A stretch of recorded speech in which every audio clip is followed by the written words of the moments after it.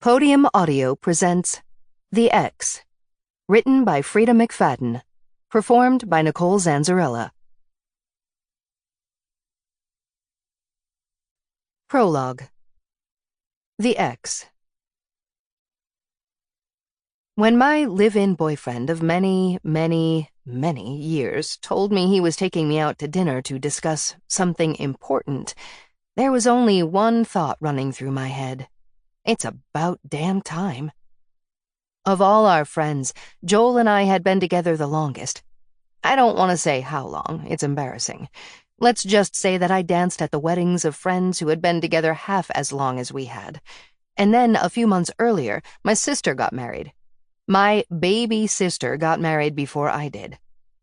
In India, they have a rule that the eldest sister must be married off before any of the younger siblings may, and I think it's about time they bring that rule to the Western Hemisphere. Because otherwise, you end up sitting alone at your little sister's wedding while elderly aunts pat you on the hand and assure you that it will be your turn next, until you end up hiding in a stall in the ladies' room stuffing wedding cake into your mouth. Joel missed that wedding because he pulled the short straw and ended up with an ER shift that day. Or that's what he told me. After the fact, I have to wonder.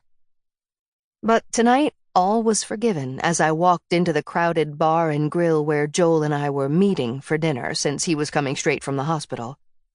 The tables were packed so tightly into the small space that I had to twist my hips to navigate across the room.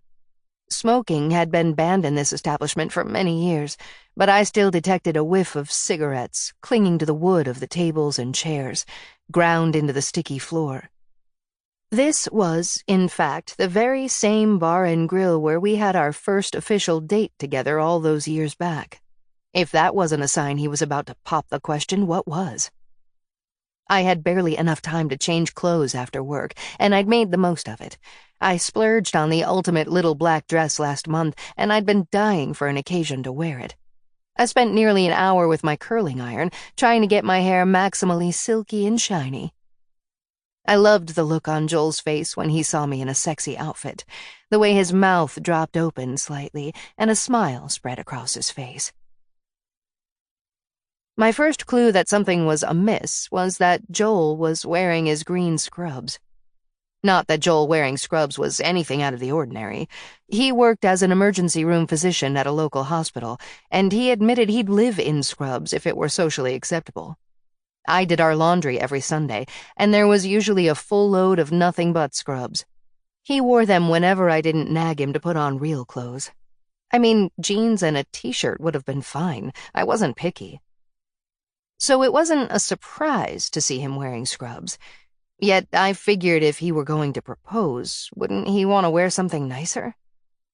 Also, it made me feel ridiculously overdressed in my ultimate little black dress when he was wearing freaking scrubs. A waitress started talking to Joel as I approached the table. She was all of 22 with curvy hips and blonde hair, and before I got to my seat, her hand was on his shoulder. Joel in regular clothes got second looks, with his penetrating blue eyes, shy smile, and lean but muscular build. But in scrubs, he was irresistible to women. "Hey." He lifted those blue eyes when he saw me. He looked tired, but that was also nothing new. "You're here." The waitress reluctantly pulled her hand off my boyfriend's shoulders. I was unsurprised by her reaction to me because I got it all the time. The eyes traveling up and down my body as she appraised her competition. But at last, she left us alone. "How was your shift?" I asked as I settled into the chair across from him. His face brightened the way it always did whenever the subject of his work came up. Joel loved his work more than anyone I knew.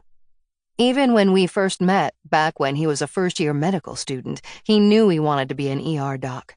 He lived for his work. It was the most important thing in his life.